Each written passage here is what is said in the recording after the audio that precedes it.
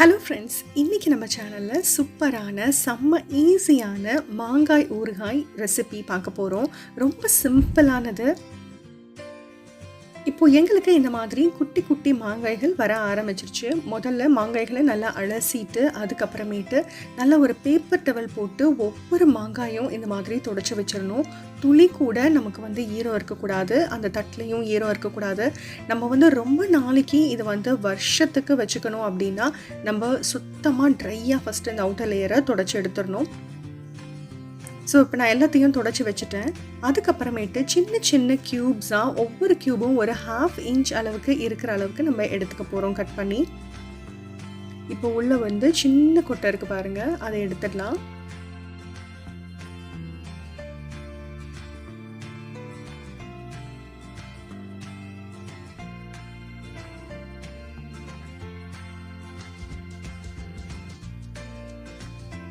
So இந்த அளவுக்கு நமக்கு ஒவ்வொரு பீஸும் இருக்கணும். அப்போ தான் நம்ம எடுத்து அந்த கிரேவியில் சாப்பிடும் போதும் நமக்கு குட்டி குட்டி பீசஸ் ரொம்ப நல்லா இருக்கும்.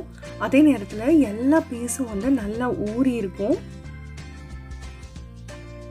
மாங்காயும் பார்த்தீங்க அப்படின்னா இந்த மாதிரி நல்ல காய் பதமாக இருக்கணும், அப்போ தான் ரொம்ப நல்லது. கொஞ்சம் புளிப்பு கலந்த மாங்காயாக இருந்தது, இந்த கிளிமூக்கு மாங்காய் மாதிரிலாம் இருந்தது அப்படின்னா ஊறுகாய்க்கு ரொம்ப டேஸ்ட்டாக இருக்கும்.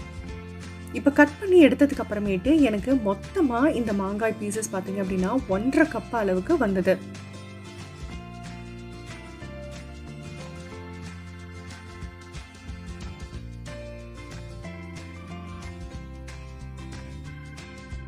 இப்போ மாங்காயை மெஷர் பண்ணி எடுத்ததுக்கு அப்புறமேட்டு நம்ம உப்பு சேர்க்க ஆரம்பிக்கலாம்.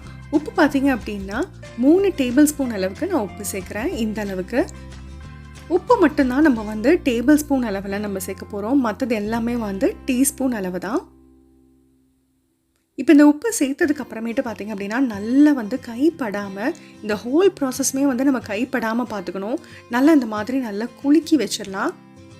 எவ்வளோ நேரம் இந்த உப்பில் இந்த மாங்காய் பீஸ் ஊறுதோ அந்த அளவுக்கு இதுக்குள்ளே இருக்கிற அந்த ஜூஸ் எல்லாம், அந்த தண்ணியெல்லாம் இந்த உப்பு இழுத்துட்டு வந்துடும். அந்த தண்ணி தான் நமக்கு கிரேவிக்கு ரொம்ப ரொம்ப முக்கியம். அந்த தண்ணி ஸ்ட்ரெயின் பண்ணிடக்கூடாது. ஒரு 2 மணி நேரமாவது இந்த மாதிரி ஜல்லடை மூடி போட்டு மூடி வச்சுருந்தா ரொம்ப நல்லது. வீட்டுக்குள்ளேயே இப்போ வெயில் வரதுனால ரொம்ப யூஸ்ஃபுல்லாக இருக்குது. இப்போ இது பார்த்தீங்க அப்படின்னா நம்மளுடைய அந்த கிரேவிக்கு தேவையான வெந்தயம், அதுக்கப்புறமேட்டு கடுகு பவுடர் இப்போ நம்ம ரெடி பண்ண போகிறோம். மைல்டாக ட்ரை ரோஸ்ட் பண்ணி எடுத்துக்க போகிறோம். இப்போ வெந்தயம் பார்த்தீங்கன்னா 2 டீஸ்பூன் அளவுக்கு நான் சேர்த்துருக்கேன். அதை நல்லா மைல்டாக ட்ரை ரோஸ்ட் பண்ணி எடுத்துக்கலாம். மீடியமுக்கும் கொஞ்சம் கம்மி அனல்லே வச்சுக்கோங்க. ஏன்னா கொஞ்சம் அதிகமாக வச்சு வெந்தயம் கொஞ்சம் தீஞ்சிருச்சுன்னா கூட நமக்கு அந்த வாசம் டேஸ்ட்டும் வாசமும் டிஃப்ரெண்ட்டாக இருக்கும். இந்த வெந்தயம் நல்லா கொஞ்சம் கலர் மாறுற அளவுக்கு நம்ம இதை நல்லா வறுத்து எடுத்துக்கணும். இங்கே பாருங்கள், நல்ல கலர் மாறி வந்துருச்சு. இப்போ இதை ஒரு பிளேட்டில் போட்டு நம்ம ஆற வைக்க போகிறோம். இப்போ அடுத்தது அதே மாதிரி நம்ம கடுகையும் ட்ரை ரோஸ்ட் பண்ணி எடுத்துக்கலாம். கடுகும் 2 டீஸ்பூன் சேர்த்துருக்கேன். இந்த கடுகும் பார்த்தீங்க அப்படின்னா லேசாக ஆஷ் கலரில் வரும், கிரே கலரில் வரும்.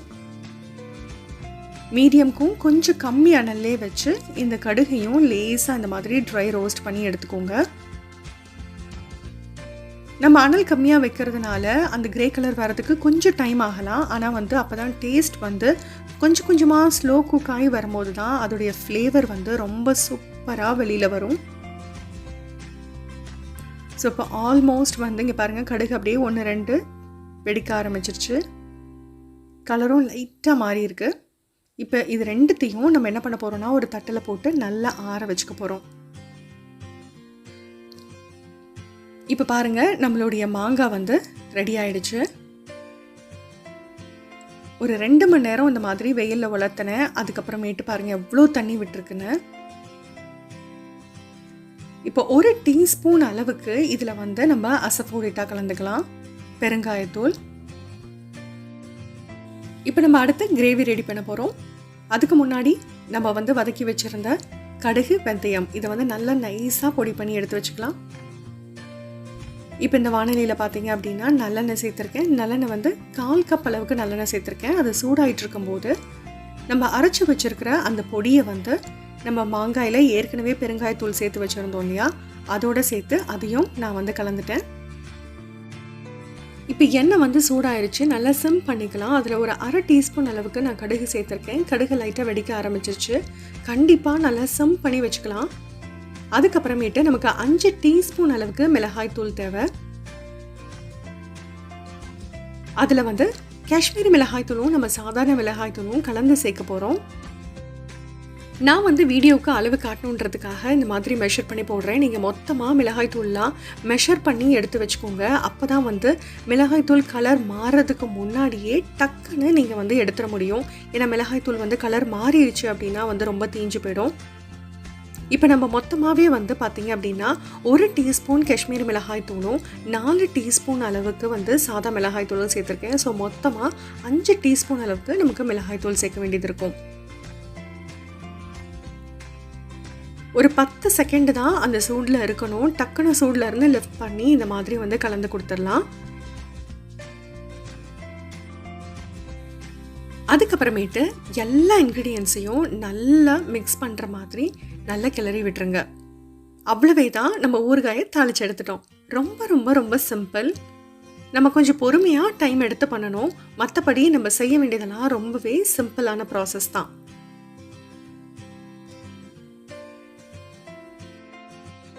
எண்ணெயோட சூடு இன்னுமே இருக்கும். அதனால் வந்து நமக்கு வேர்த்து விட்டுறக்கூடாது இல்லையா, அதனால் இந்த மாதிரி நல்லா ஜல்லடை தட்டு போட்டு மூடி வச்சிடலாம். ஒரு 2 மணி நேரத்துக்கு ஒரு தடவை எடுத்து நல்லா வந்து இதை வந்து மிக்ஸ் பண்ணி விடணும். அப்போ தான் வந்து இதை வந்து நல்லா கோட் ஆகி நல்லா மிக்ஸ் ஆகிருக்கும். இப்போ ஒரு 2 ஹவர்ஸ் ஆயிடுச்சு. இப்போ பாருங்கள், இப்பயே வந்து எந்த அளவுக்கு வந்து ஊறுகாய் ரெடி ஆயிடுச்சுன்னு பாருங்கள். நம்ம அந்த உப்பு வச்சுருந்தோம் இல்லையா, உப்பு கலந்து அது விட்டு கொடுத்தது இல்லையா, அந்த தண்ணி பாருங்கள் எவ்வளோ நல்லா வந்து நமக்கு ஒரு கிரேவி கிடச்சிருக்கு. அந்த தண்ணியில் நம்ம அரைச்ச விழுது, அதுக்கப்புறமேட்டு மிளகாய் தூள் இதெல்லாம் சேரும்போது ஒரு சூப்பரான கிரேவி வந்து நமக்கு கிடைக்குது. அதுலேயும் நம்ம பெருங்காயத்தூள் வந்து கரெக்டாக அளவாக சேர்த்தோம் அப்படின்னா ரொம்ப வாசமாக சூப்பராக இருக்கும். இந்த மாதிரி ஒரு கண்ணாடி பாட்டிலில் நல்லா காய வச்சு, வெயிலில் காய வச்சு, அதுக்கப்புறமேட்டு ஊறுகாயை வந்து நம்ம நல்லா ஆறுனதுக்கப்புறம் ட்ரான்ஸ்ஃபர் பண்ணலாம். முக்கியமாக ஊறுகாய் வந்து உடனே ட்ரான்ஸ்ஃபர் பண்ணுறதுக்கு பதிலாக ஒரு நாள் நைட்டு அப்படியே இந்த மாதிரி ஜல்லடை தட்டு போட்டே வச்சுருங்க. அடுத்த நாள் வந்து இந்த மாதிரி பாட்டில் பண்ணுங்கள். அடுத்த நாள் இன்னுமே நல்லா அந்த மாங்காய் பீஸ்கள் வந்து ஊறி ஊறுகாயோட டேஸ்ட் வந்து செம்ம சூப்பராக இருக்கும். நீங்களும் ட்ரை பண்ணி பாருங்கள். எப்படி வந்ததுன்ற கமெண்ட்ஸ் எனக்கு ஷேர் பண்ணுங்கள். இந்த மாதிரிலாம் ஊறுகாய் பண்ண ஆரம்பிச்சிட்டோம் அப்படின்னா நம்ம கடையில் ஊறுகாய் வாங்கணும்னு அவசியமே இல்லை. நமக்கு வேணுங்கிற அளவுக்கு வீட்டில் வெஜிடபிள்ஸ் எதுவாக இருந்தாலும் சரி, இந்த மாதிரி சூப்பராக ஊறுகாய் போட்டு நம்ம ஜமாய்ச்சிடலாம். இந்த சேனலை உங்கள் ஃபேமிலிக்கும் ஃப்ரெண்ட்ஸுக்கும் ஷேர் பண்ணுங்கள். தேங்க்யூ.